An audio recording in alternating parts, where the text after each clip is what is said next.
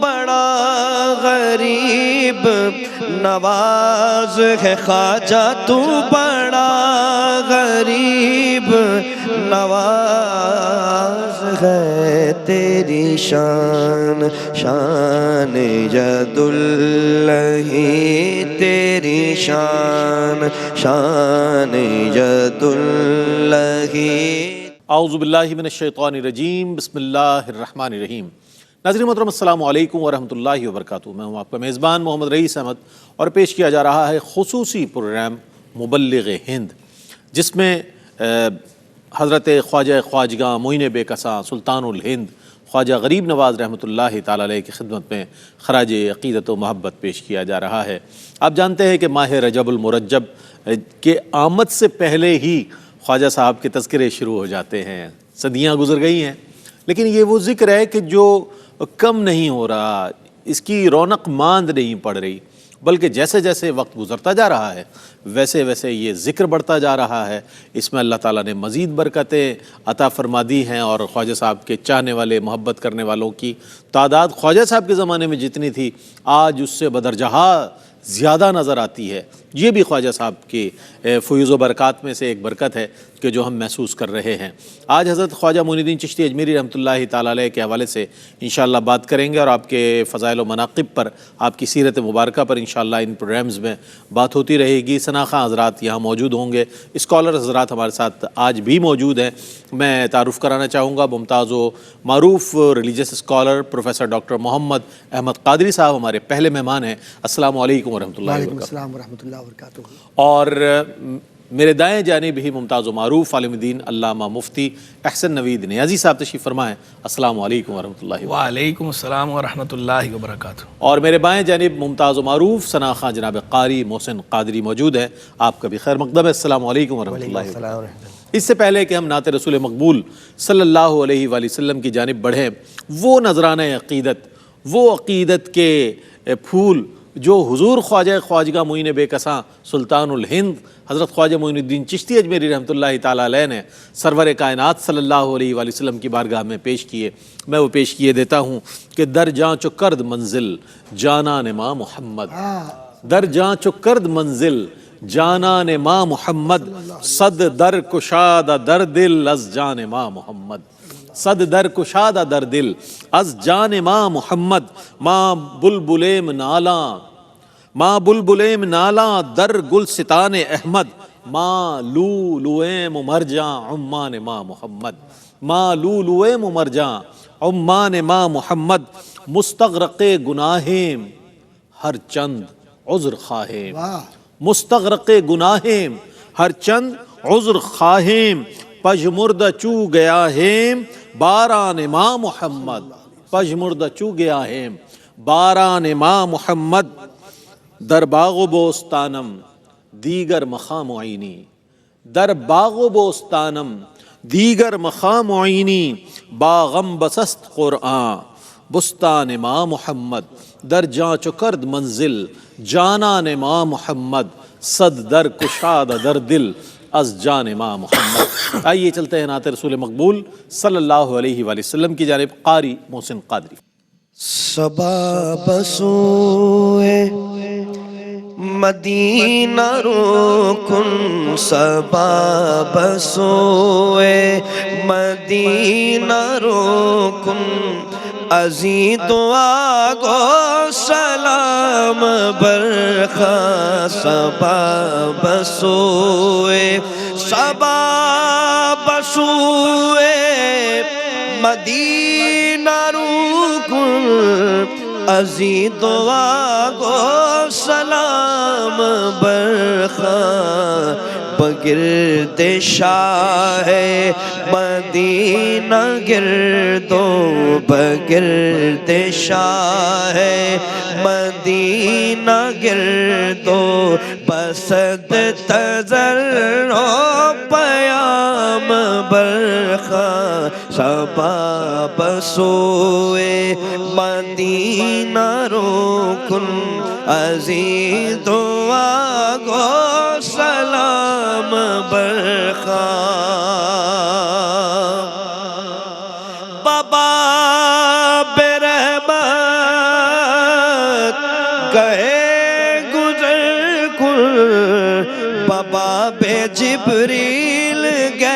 جبی سا بابا بے رحمت گئے گزر کر بابا بے جبریل گئے جبی سا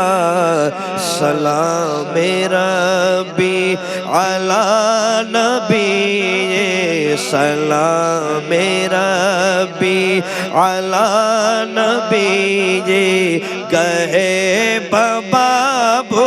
سلام برخا صبا بسوئے مدینہ رکن عزیز و آگو سلام برخا بنا بچندی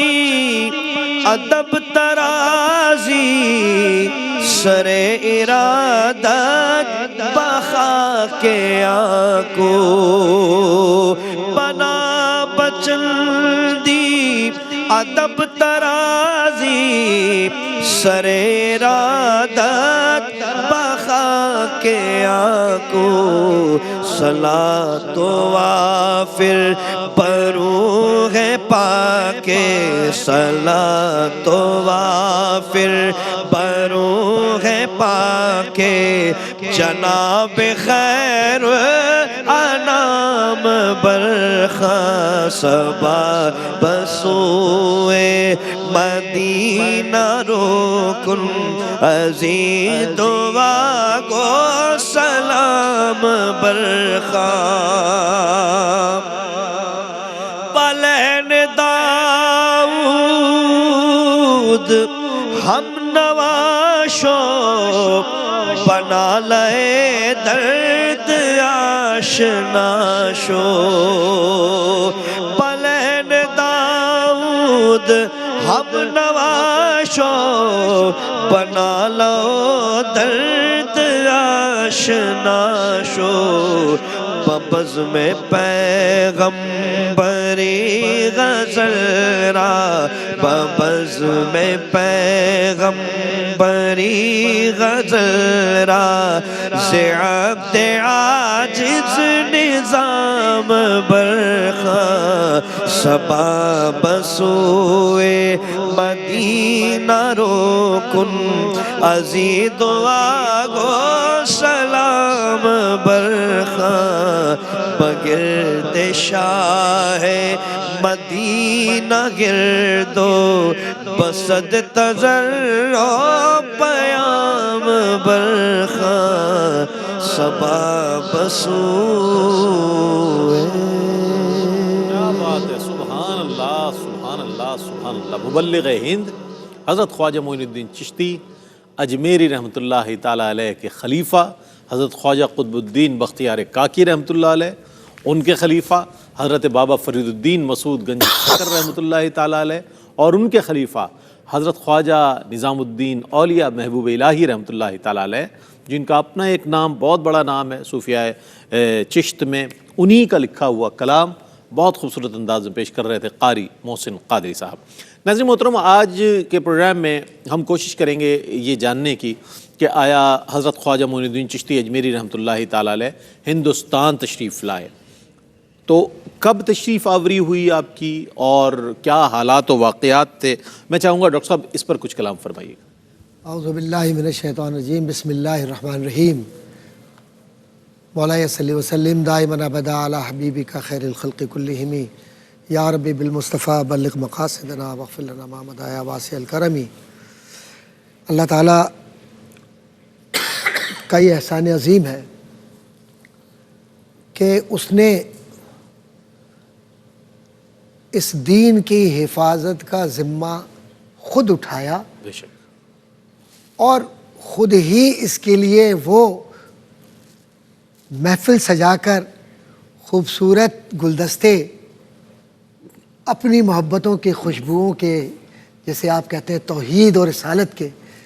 پوری دنیا میں پھیلا دیے۔ واہ واہ اسی دنیا میں ایک حصہ ہے ہندوستان کا۔ واہ واہ، تاریخ یہ بتلاتی ہے کہ اس ہندوستان کے اس خطے میں، جو ابھی پاکستان نہیں بنا، اس خطے میں اسلام کو جس طریقے سے اولیاء کاملین نے اپنے کردار کے ذریعے دلوں میں راسخ کیا اور محبتوں کے وہ گلدستے جو مکے اور مدینے سے بھیجے گئے تھے انہیں لوگوں میں تقسیم کر کے یہ بتلا دیا کہ یہ وہ محبتوں کا سرمایہ ہے کہ جب تک تم اللہ کی رسی کو مضبوطی سے پکڑے رہو گے تو کبھی کوئی شخص تمہاری طاقت کو توڑ نہیں سکے گا، بے شک، کیونکہ شرک طاقت کو توڑنے کا نام ہے، اور اولیاء کاملین کا یہ پیغام جو وحدانیت کا ہے، اس پیغام کے ذریعے ملت اسلامیہ میں جو مشترک شے ہوتی ہے وہ ہے حب خداوندی اور حب مصطفیٰ صلی اللہ علیہ وسلم۔ تاریخی مطالعے سے اگر آپ دیکھیں تو یہ بات سامنے آتی ہے کہ جو صوفیاء کرام ہیں انہوں نے اس سرزمین کو کیوں منتخب کیا؟ ہاں یہ ایک بہت اچھا سوال۔ دیکھیے، کوئی سیستان میں ہے، کوئی کرغستان میں ہے، کوئی ترکی کے طرف ہے، کوئی ایران کے کچھ حصوں میں رہ رہا ہے، کچھ عرب میں صنعاء کی طرف رہ رہا ہے، پھر وہ سارے آہستہ آہستہ ہجرت کر کے، یا سب کی توجہ ہندوستان کیوں ہے؟ اس لیے کہ ہندوستان کی زمین نبی کریم صلی اللہ علیہ وسلم کی نگاہ انور میں تھی کہ یہاں اسلام کو مجھ سے محبت کرنے والوں کے ذریعے بھیج کر اس طرح سے مستحکم کر دو کہ پھر تلواروں سے لوگوں کی توجہ ہٹ کر یہ بتلائے جو دلوں کو فتح کر لے وہی فاتح زمانہ۔ تو یہ صوفیاء کرام ہیں جو فاتح زمانہ ہے۔ یہ جو سندھ کا علاقہ ہے یہ ملتان تک تھا، ملتان سندھ میں تھا، اور اس میں جو سب سے پہلے بزرگ 8ویں صدی میں تشریف لائے ان کا اس میں گرامی تھا صوفی شیخ ابو علی سندھی رحمۃ اللہ تعالی علیہ۔ جب وہ تشریف لائے تو انہوں نے آنے کے بعد سب سے پہلے لوگوں کو یہ بتلایا کہ اسلام محبتوں کے ذریعے لوگوں کو ملا کر نفرتوں سے دور کر دیتا ہے، اور یہ جو تمہارے اونچ نیچ کا اور طبقاتی کشمکش کا نظام اور معاشرت ہے اس کو ختم کر کے میں مسلح بھی چاہتا ہوں، میرے کندھے سے کندھا لگا کے نماز پڑھو۔ سبحان اللہ۔ ڈاکٹر صاحب اس مرحلے پر ایک وقفہ حائل ہے، وقفے کے بعد جب لوٹیں گے انشاءاللہ آپ کی گفتگو کو انشاءاللہ یہیں سے کنٹینیو کریں گے، ہمارے ساتھ رہیے گا۔ جی ناظرین، آپ کا خیر مقدم ہے، اور آج جو ہے آپ پروگرام دیکھ رہے ہیں، خصوصی پروگرام ہے حضور خواجہ معین الدین چشتی اجمیری رحمۃ اللہ علیہ کی خدمت میں خراج عقیدت و محبت مبلغ ہند، ایک اتنی عظیم شخصیت جن کو خراج عقیدت پیش کیا جا رہا ہے۔ ڈاکٹر صاحب اپنے جواب کا آخری حصہ مکمل فرما دیں تو ہم آگے بڑھتے ہیں۔ عرض یہ کرنا چاہ رہا تھا اور کرنا چاہ رہا ہوں کہ یہ پہلی شخصیت ہے روایات کے مطابق، ممکن ہے کہ ان سے بھی پہلے کوئی بزرگ آئے ہوں، لیکن تاریخی کتب کے اندر جو بات سامنے آ رہی ہے وہ یہ۔ اس کے بعد حضرت شیخ اسماعیل لاہوری رحمۃ اللہ تعالی علیہ یہ 1005 تشریف لاتے ہیں۔ اس کے بعد جو زمانہ محمود غزنوی کا نظر آتا ہے ہمیں، یہ وہی زمانہ ہے جس میں حضرت داتا گنج بخش رحمۃ اللہ تعالی علیہ پنجاب میں دین اسلام کی تبلیغ کے لیے، ترویج کے لیے کام کر رہے ہیں، اور خاص طور پر آپ اپنے ذہن میں یہ بات رکھیے گا کہ جو کتاب کشف المحجوب لکھی گئی ہے اور منہاج جو کتاب لکھی ہے آپ نے، یہ وہ کتب ہے جو خواجہ سہرورد کی کتاب عوارف المعارف سے پہلے لکھی گئی، اور ابن عربی کی جو کتاب ہے فصوص الحکم اس سے پہلے ہی کتب لکھی گئی ہیں، اور ان کا اثر مقامی لوگوں میں اتنا پڑا کہ جو لوگ ان کتابوں سے وابستہ ہوئے وہ تصوف سے وابستہ ہو گئے اور دین کی طرف آ گئے۔ پھر آپ یہ بھی دیکھتے ہیں کہ حضرت داتا گنج بخش رحمۃ اللہ تعالیٰ علیہ کو، بات کو میں مختصر کر کے ختم کروں گا، کہ داتا گنج بخش رحمۃ اللہ تعالیٰ علیہ نے عوامی سطح پر جس طرح سے لوگوں سے مخاطبت کی اور لوگوں کو راغب کیا، تو پورے بڑے بڑے جو کہنا چاہیے کہ اس زمانے کے خاندان تھے وہ آپ کے دست حق پرست پر مسلمان ہوئے۔ اور اس طرح سے یہ صوفیاء کرام حضرت خواجہ معین الدین چشتی رحمۃ اللہ تعالیٰ علیہ سے پہلے ہندوستان کی زمین کو اسلام کے لیے ہموار کر چکے تھے۔ کیا کہنے، ہر فصل کے لیے یہی کیا جاتا ہے کہ پہلے زمین کو ہموار کیا جاتا ہے،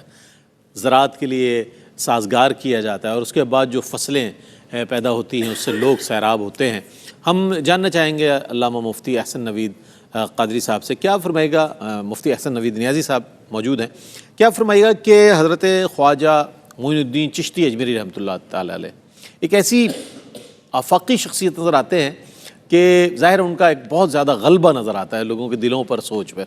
ان سے پہلے وہ کون کون سے اہل اللہ ہیں، اولیاء کرام ہیں کہ جنہوں نے قدم رنجہ فرمایا ہندوستان میں، اور یہ ساری، چونکہ ڈاکٹر صاحب نے اس کو جو ہے اجمالاً بیان فرمانا چاہتا ہوں، اس پر کچھ کلام۔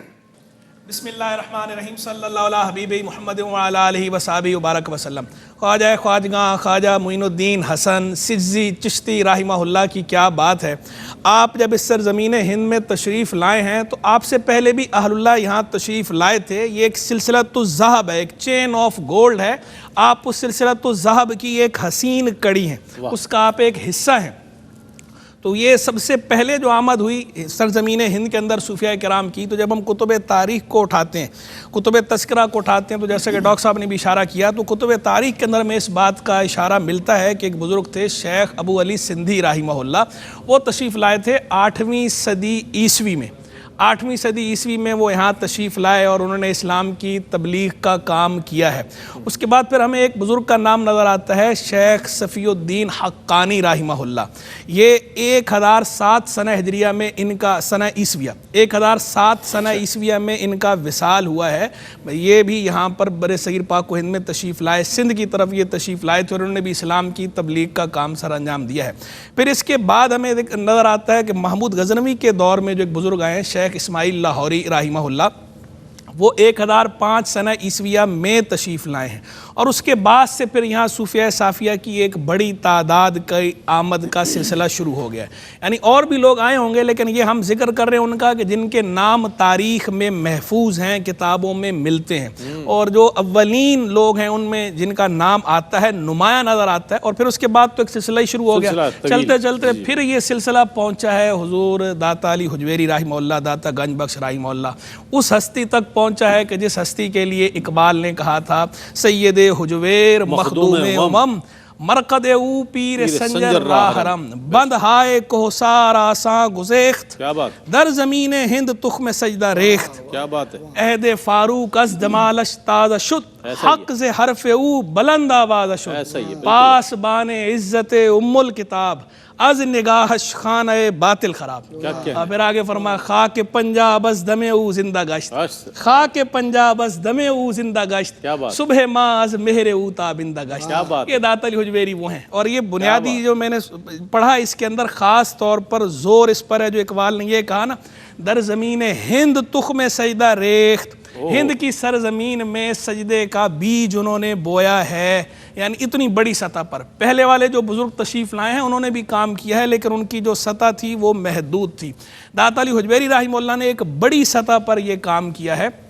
اور ان سے فروغ زیادہ ملا ہے اسلام کو، حلقہ بگوش اسلام لوگ بڑی تعداد میں ہوئے ہیں۔ تو اس لیے اقبال نے کہا در زمین ہند تخم سجدہ ریخت، تو گویا ایسا نظر آتا ہے جیسے ہند کی سرزمین میں سجدے کا، توحید کا بیج انہوں نے بویا ہے۔ اور پھر اسی پھر آگے جو اس نے کہا خاک پنجاب از دم او زندہ گشت، پنجاب کی مٹی جو ہے وہ ان کے دم سے جو ہے وہ زندہ ہو گئی، صبح ماز میرے او تابندہ گشت، ان کے سورج سے میری صبح جو ہے وہ تابندہ ہو گئی، روشن ہو گئی۔ یہ وہ داتا علی حجویری رحمہ اللہ ہیں کہ خواجہ غریب نواز رحمہ اللہ بھی آ کر یہی مراقب ہو رہے ہیں اور یہاں سے فیض پا رہے ہیں، اور پھر وہ کہہ رہے ہیں وہ شورۂ آفاق گنج بخش فیض عالم مظہر نور خدا، ناقصاں را پیر کامل کاملاں را رہنما۔ یہ داتا علی حجویری وہ ہیں۔ پھر حضرت داتا صاحب رحمہ اللہ کے بعد ہمیں نظر آتے ہیں حضرت سخی سلطان سرور سید احمد رحمہ اللہ۔ یہ داتا صاحب کے بعد ان کا ہمیں تذکرہ ملتا ہے، یہ ہے پنجاب میں، اور شیخ پورہ کا جو وہ علاقہ ہے شاہ کوٹ، وہیں پر حضرت کا مدار بھی ہے شاہ کوٹ میں۔ پھر حضرت خواجہ غریب نواز رحمہ اللہ تشریف لائے ہیں یہاں پر، اور خواجہ غریب نواز رحمہ اللہ نے وہ جو داتا صاحب نے در زمین ہند تخم سجدہ ریخت کیا تھا، اس فصل کی آبیاری میں مرکزی کردار ادا کیا۔ اور خواجہ صاحب نے تو آ کے پھر ایسا کیا کہ جل تھل ہو گیا۔ خواجہ صاحب نے تو ایسا کیا کہ ایک طرف جو ہے پھر قطب الدین ہے، تو ایک طرف فرید الدین ہے، تو ایک طرف نظام الدین ہے، تو ایک طرف علاء الدین ہے، تو ایک طرف نصیر الدین ہے۔ یعنی ایسے انہوں نے چراغ جلائے ہیں خواجہ غریب غریب نواز رحمہ اللہ نے کہ شرک کی پستی سے توحید کے عروج پر لے گئے ہیں سرزمین ہند کو، شرک سے بچایا ہے، شرک کی تاریکی سے توحید کے نور میں لے کر آ گئے سرزمین ہند کو، ظلم سے ستم سے نکال کر عدل کے انصاف کے اجالے میں لے کر آ گئے ہیں۔ یہ خواجہ غریب نواز رحمہ اللہ کا اس فصل کی بیاری آپ نے فرمائی، اور آپ نے دلوں کو، ابھی ڈاکٹر صاحب نے کہا تھا نا دلوں کو فتح کرے وہی فاتح زمانہ، آپ نے صحیح معنوں میں دلوں کو فتح کیا۔ خواجہ غریب نواز رحمہ اللہ نے ایسا دلوں کو فتح کیا ہے کہ صدیاں گزر گئی ہیں، آج تک خواجہ خواجہ خواجہ غریب نواز غریب نواز معین الدین معین الدین معین الدین کے نعرے چار دانگے عالم میں گونج رہے ہیں، اور تا قیامت انشاءاللہ گونجتے رہیں گے۔ کیا کہیں،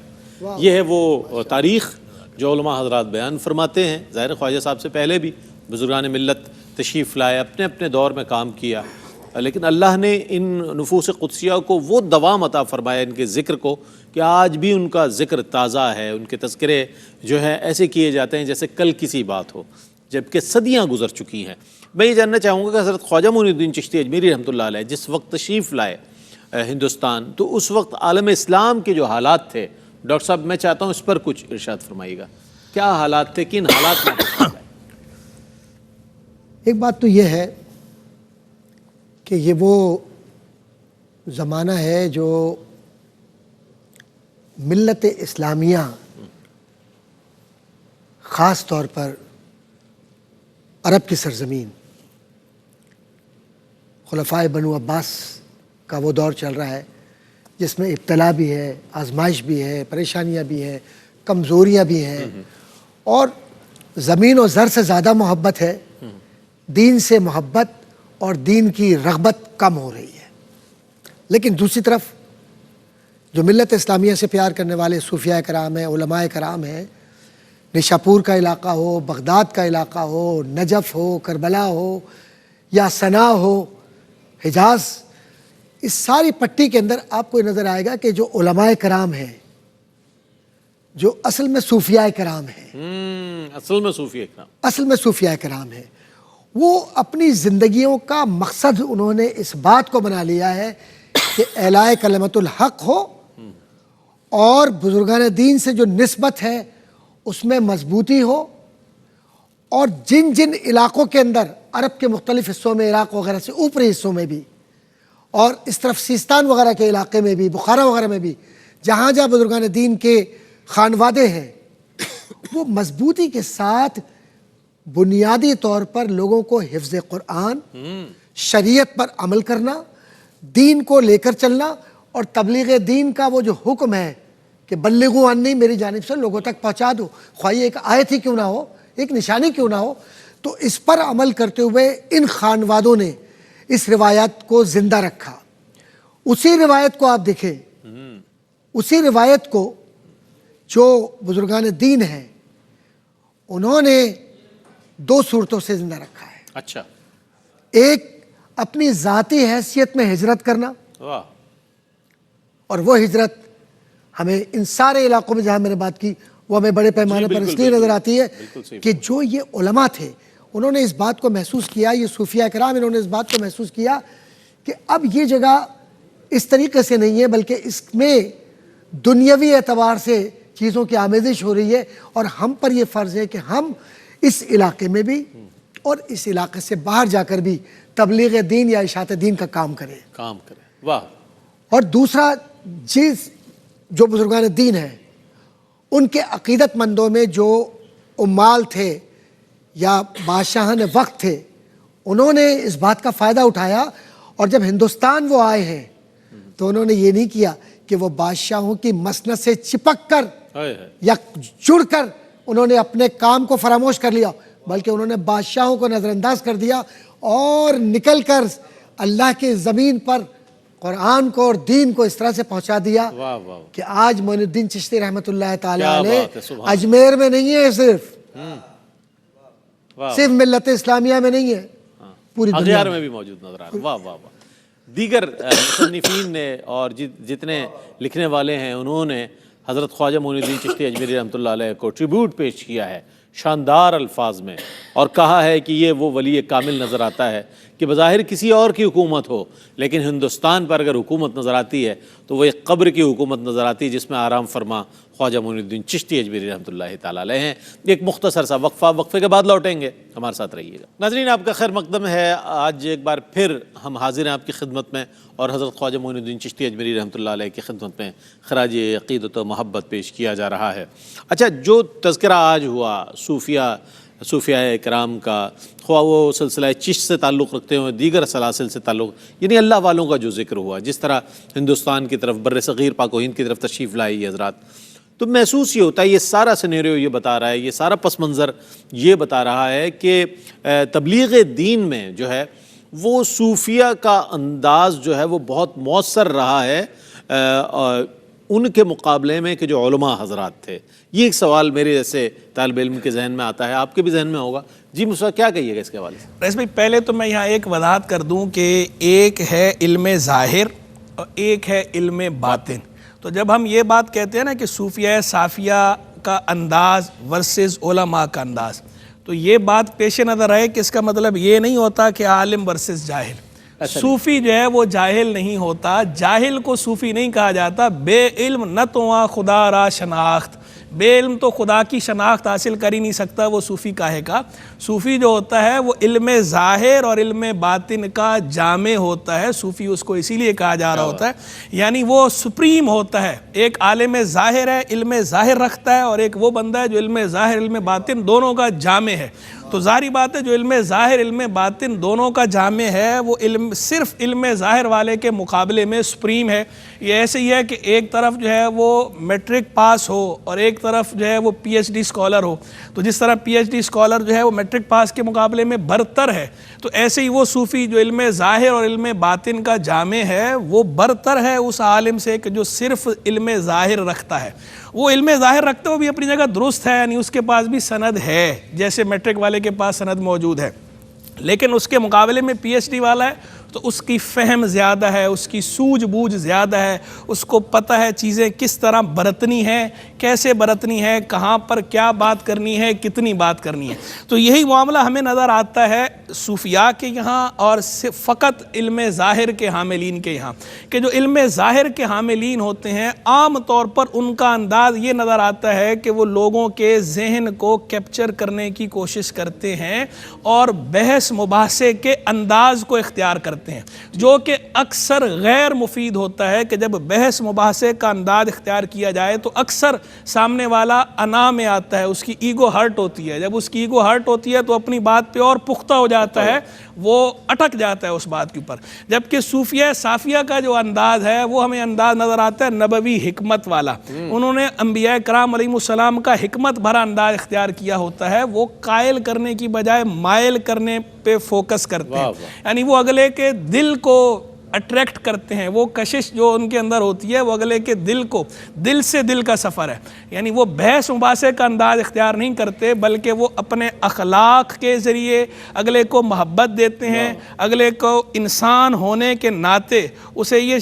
باور کراتے ہیں کہ انسانیت کی اپنی ایک تکریم ہے جو اللہ نے انسان کو شرف عطا فرمایا ہے۔ اب جب سامنے والے کو یہ لگتا ہے کہ بھئی مجھے عزت دی جا رہی ہے، مجھے اہمیت دی جا رہی ہے اور مجھ پہ کوئی چیز امپوز نہیں کی جا رہی، نافذ نہیں کی جا رہی بلکہ میری خیر خواہی کے طور پر مجھے کوئی بات سمجھائی جا رہی ہے، تو اب اس کا دل جو ہے وہ کھل جاتا ہے ہدایت کے لیے، پھر ان کی بات اثر کرتی ہے۔ ایک دوسرا پہلو ہمیں یہ نظر آتا ہے کہ جو عام طور پر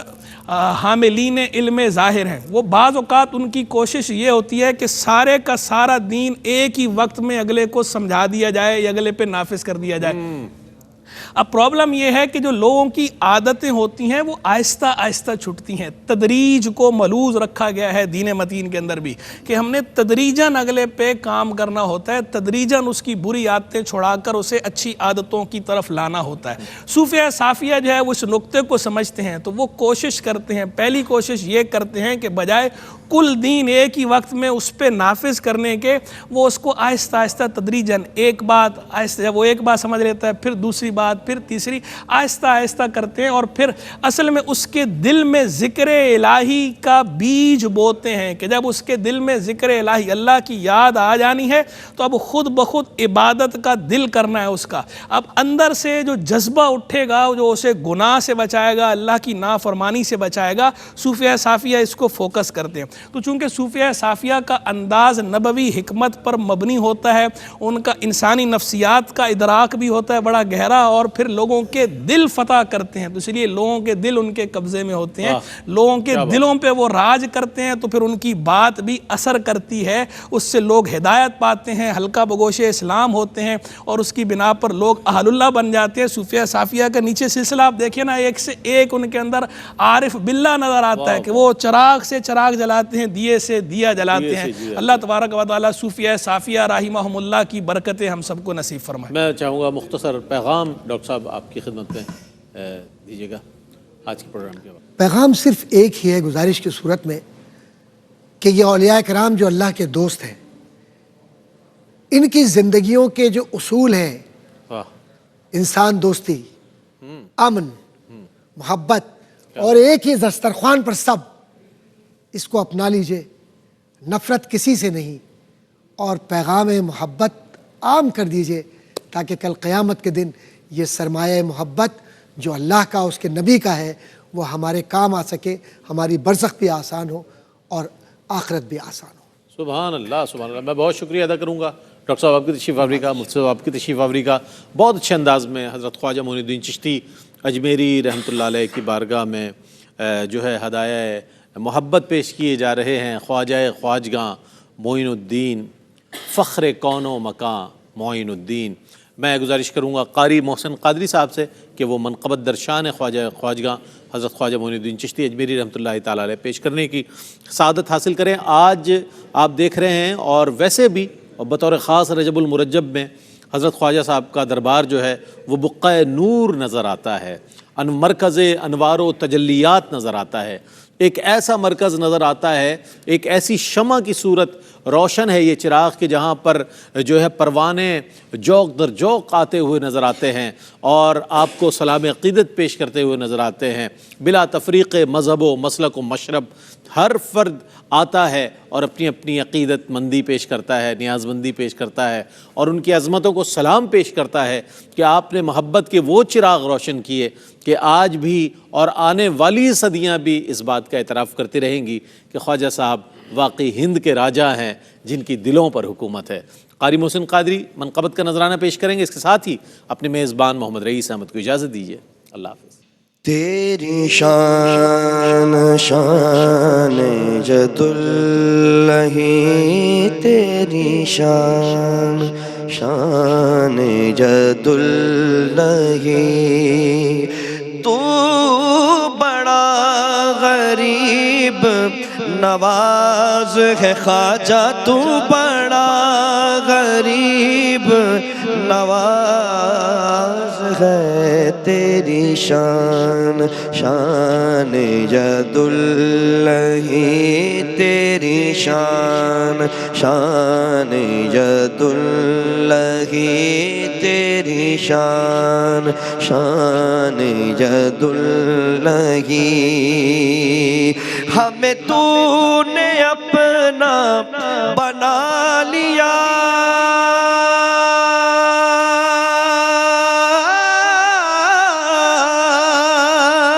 ہمیں تو نے اپنا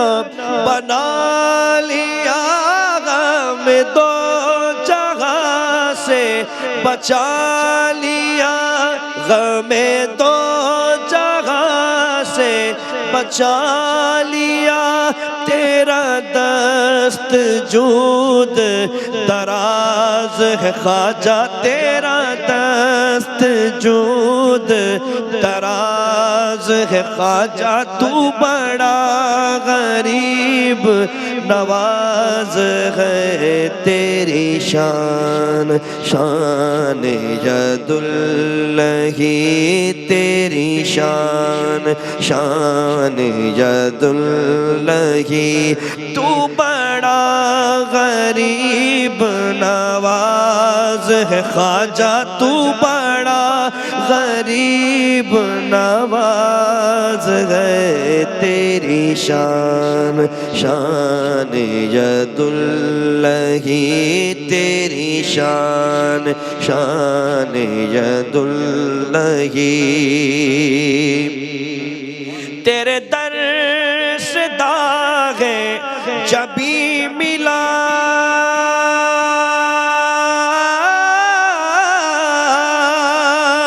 تیرے در سے داغ جبی ملا، یہ نشان کتنا حسین ملا، یہ نشان کتنا حسین ملا، یہ نیاز حاصل ناز ہے خواجہ، یہ نیاز حاصل ناز ہے خواجہ، تو بڑا غریب نواز ہے، تیری شان شان ید اللہ، تیری شان شان ید اللہ، تو بڑا غریب نواز ہے، تیری شان شان ید اللہ، تو معین امت مصطفیٰ، تو معین امت مصطفیٰ، تو ثبوت رحمت مصطفیٰ، تو ثبوت رحمت مصطفیٰ، تو عطائے میر حجاز ہے خواجہ، تو عطائے میر حجاز ہے خواجہ، تو بڑا غریب نواز ہے، تیری شان شان ید اللہ، تیری شان شان ید اللہ، تو بڑا غریب نواز ہے خواجہ، تو بڑا غریب نواز ہے، تیری شان شان ید اللہ۔